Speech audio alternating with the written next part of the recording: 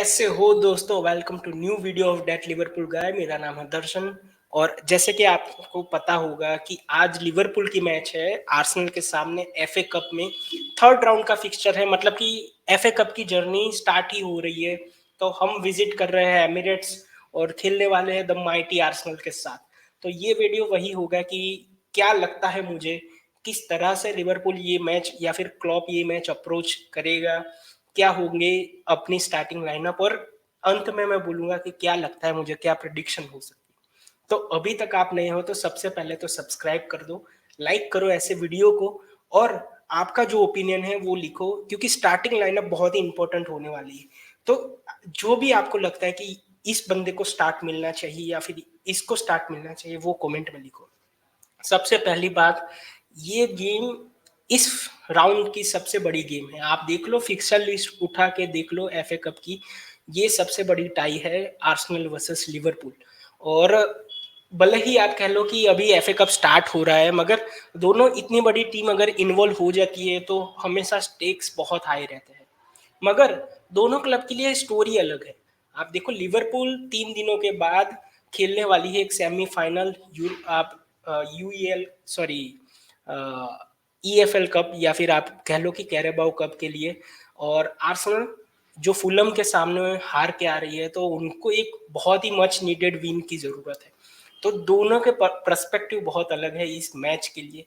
तो इसीलिए ये टाई बहुत ही इंपॉर्टेंट हो जाती है, बहुत ही इंटरेस्टिंग हो जाती है। तो सबसे पहले तो मैं बात करूंगा कि लिवरपूल का अप्रोच क्या हो सकता है। जैसे मैंने कहा कि भाई हमको तो खेलना है कैरेबाओ कप का सेमीफाइनल। तो सेमीफाइनल खेलने के लिए हमको चाहिए होंगे अपने मेन प्लेयर्स, मतलब जो हमारी कोर है वो वहां पे होनी चाहिए, क्योंकि we are only 2 steps away from a trophy. Trophy के 2 स्टेप हम दूर है। अगर हमने सेमीफाइनल जीत लिया फिर फाइनल होगा, और हम मतलब ये 3 मैच खेल लें और जीत जाए तो हम एक ट्रॉफी अभी से ही हासिल कर सकते हैं। सो उसी की वजह से I think that match is much more important then this current FA cup वाली मैच। क्योंकि एफए कप की तो अभी जर्नी स्टार्ट ही हुई, ये पहला ही आप कह सकते हो कि लिवरपूल के लिए, आर्सेनल के लिए पहली ही मैच है एफए कप में। उसके बाद अभी बहुत सारे राउंड होंगे, उसके बाद आप ट्रॉफी के नजदीक पहुंच सकते हो। सो इसलिए मैं प्रायोरिटी दूंगा ईएफएल कप को या फिर कैरेबाओ कप को। तो मैं यहाँ पे थोड़े बहुत चेंज करूंगा, मेरी स्टार्टिंग लाइनअप में थोड़ी बहुत चेंज होगी। और मुझे भी लगता है, मुझे ऐसा भी लगता है कि यार क्लॉप भी चेंज करेगा। तो सबसे पहले तो बात करते हैं स्टार्टिंग लाइनअप ऑफ लिवरपूल। देखो, कैलेहर स्टार्ट करेगा गोल में मेरे ओपिनियन में। भले ही आप ऐसा आर्ग्यू करो कि यार अभी थोड़ी देर पहले बोला कि ईएफएल कप का सेमीफाइनल हमारा, और ईएफएल कप तो भाई वो कंफर्म है कि कैलेहर ही वहां पे खेलता है। फाइनल हो तो भी कैलेहर खेलता है। तो यहाँ पे क्यों उसको स्टार्ट कर रहा है? मुझे लगता है यार गेम देना चाहिए। ऐसा है नहीं गोलकीपर के लिए कि वो 3 दिन में 2 मैचेस नहीं खेल सकता। सो इसलिए एक मच नीडेड गेम मेरे हिसाब से देना चाहिए, एलिसन को भी रेस्ट मिल जाएगा। तो इसलिए मैं कैलेहर को स्टार्ट कराऊंगा।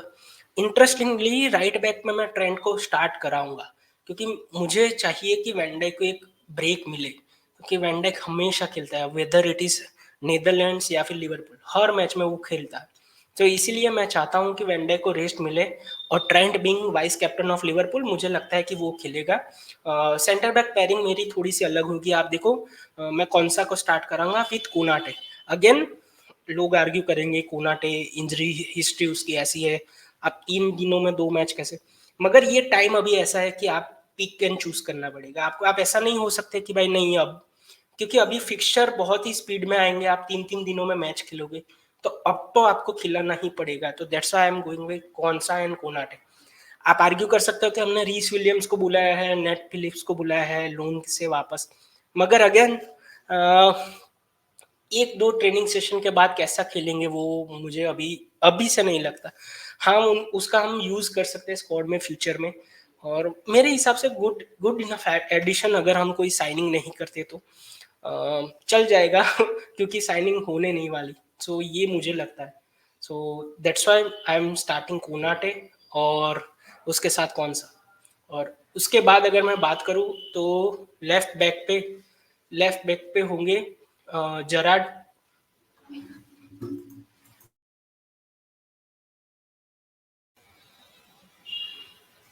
हाँ, तो लेफ्ट बैक पे मुझे लगता है कि ओवेन बैक खेलेंगे। ऑफ कोर्स गोमस को मैं नहीं खिलाऊँगा क्योंकि गोमस मेरे हिसाब से ईएफएल कप में चाहिए मुझे, और हमारे पास कोई और लेफ्ट बैक नहीं है। तो जो बंदा हमने डंडी यूनाइटेड स्कॉटलैंड से वापस बुलाया है लोन से, उसको ही हम खिला देंगे। मेरे ओपिनियन में लगता है कि भले ही आप कुछ भी कह लो कि यार साका के सामने ये यंग बंदा क्या करेगा, क्योंकि अ, उतना ज़्यादा मेरे हिसाब से अच्छी लोन गई क्योंकि सेल्टिक उसको साइन करने में इंटरेस्टेड है। अभी मैंने न्यूज़ पढ़ी थी। पोटेंशियल है बंदे में, क्योंकि सेल्टिक जैसा क्लब अगर इंटरेस्टेड है, you can argue that one of course Celtic biggest club of Scotland, तो बंदे में कुछ बात तो होगी। तो that's why I am going with Owen. Option भी नहीं है तो वही होगा हमारा लेफ्ट बैक। मिडफील्ड की बात करूँ तो मुझे लगता है कि ऑफ कोर्स सुबोसलाई इंजर्ड है। उसके अलावा ऑप्शन जो है, एंडो एशिया कप में आया हुआ है तो वो भी अवेलेबल नहीं है। तो ऑप्शन जो अवेलेबल है उसमें से मैं कर्टिस जोन्स, मैकलिस्टर और ग्रेवेनबर्च को स्टार्ट करूंगा। अगेन यहाँ पे आप किसी और को भी स्टार्ट करा सकते हो, जैसे हार्वी एलियट को मिडफील्ड में स्टार्ट करा सकते हो। मैंने क्यों नहीं कराया, मैं थोड़ी देर में बात करूंगा कि क्यों मैंने हार्वी को मिडफील्ड में नहीं रखा। मिडफील्ड में बहुत ज़्यादा ऑप्शन नहीं है हमारे पास क्योंकि इंजरीज, और उसके अलावा जैसे अभी थोड़ी देर पहले बोला कि एंडो गया है वहाँ पे, हाँ, एशिया कप में। सो इसलिए ये तीनों मेरे हिसाब से स्टार्ट करने चाहिए। राइट विंग पे मैं हार्वी को स्टार्ट कराऊंगा क्योंकि हार्वी का performance through out this season बहुत ही अच्छा रहा है। आप देखो, वो जब भी बेंच से आया है या फिर कभी कभी उसको स्टार्ट मिला है, हमेशा परफॉर्म किया है। कभी कभी असिस्ट प्रोवाइड करता है, कभी गोल प्रोवाइड करता है। तो इसीलिए मुझे लगता है कि जो अभी टॉक ऑफ द टाउन है कि भाई साला नहीं तो कौन खेलेगा, I think Harvey is that guy.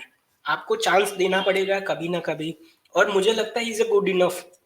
मैं ऐसा नहीं कह रहा हूँ कि वो रिप्लेस कर सकता, मैं कह रहा हूँ कि भाई वो जो असिस्ट और गोल वो क्रिएट करने में हमेशा इन्फ्लुएंस रहता है।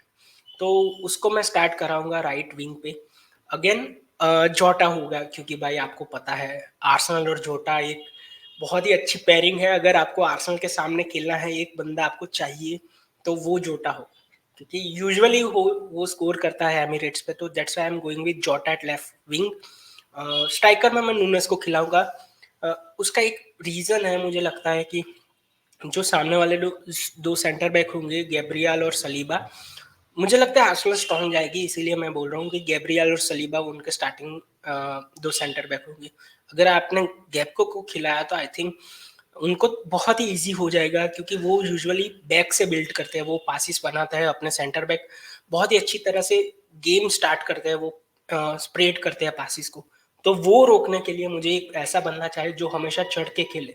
भले ही मुझे पता है, आपको पता है कि भाई न्यूकासल वाली गेम में बहुत चांसेस उसने मिस किए थे, मगर एक अच्छी चीज की थी उसने, आशीष प्रोवाइड किया था सलाह को। उसके अलावा जो अच्छी चीज की थी उसने हमेशा बोटमैन पे प्रेशर बनाए रखा, इसीलिए न्यूकासल अपना गेम नहीं खेल पाई। आप देखो न्यूकासल यूजुअली बैक से बिल्ड करती है, तो वो नहीं हो पाया। उसका एक बड़ा रीजन आप कह सकते हो हमारी प्रेसिंग बहुत अच्छी थी, और वो प्रेसिंग इनिशिएट होती है स्ट्राइकर से। मैं ऐसा नहीं कह रहा हूँ कि गैप को नहीं कर सकता, मगर गैप को की एक टेंडेंसी है ड्रॉप करने की मिडफील्ड में या फिर होल में, जैसे बहुत पहले फर्मिनो किया करता था कि भाई वो ड्रॉप करता था ना मिडफील्ड में। सो वैसी गैप को की भी एक टेंडेंसी है। तो उससे क्या होगा कि सेंटर बैक को थोड़ा आराम मिल जाएगा, आप मतलब वो ज्यादा कंफर्टेबल फील करेंगे पास करने में। तो उससे अच्छा मैं नूनस को स्टार्ट करूँ। तो ये होगी मेरी स्टार्टिंग लाइनअप। आपको क्या लगता है किसको स्टार्ट करवाना चाहिए? आप मुझसे अग्री करते हो या नहीं, आप कमेंट में लिखो। और अगर मैंने आर्सेनल के बारे में बात करूँ, उनको शायद एक इंजरी हुई है टोमी आसू वाली, तो सेड्रिक स्टार्ट कर सकते हैं, वरना तो सेम लाइनअप हो सकती है।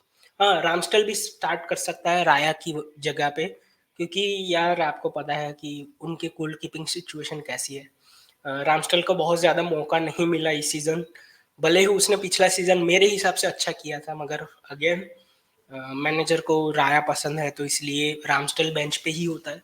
मुझे लगता है एफए कप में उसको चांस मिलेगा। उसके अलावा मुझे बहुत कुछ चेंज नहीं लग रही आर्सेनल की टीम में।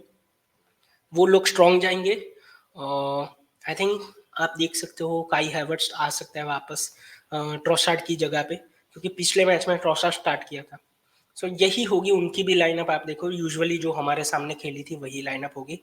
गोलकीपर और राइट बैक, सॉरी गोलकीपर और लेफ्ट बैक दो चेंज होंगे उनके, उसके अलावा तो सेम लाइनअप होगी मेरे हिसाब से। सो आउट एंड आउट आप देखो तो आर्सेनल ज्यादा स्ट्रांग जाएगी हमारे से।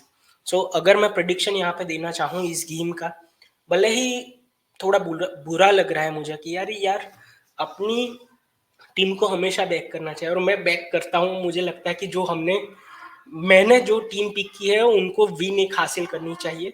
मगर अगेन ऑन पेपर दो टीमों को कंपेयर करो तो आई थिंक आर्सेनल को थोड़ी सी एज मिलती है। मैं ऑनेस्ट रहूंगा यहाँ पे, थोड़ा बायस नहीं हूँगा, मगर मैं चाहता हूँ कि लिवरपूल जीते।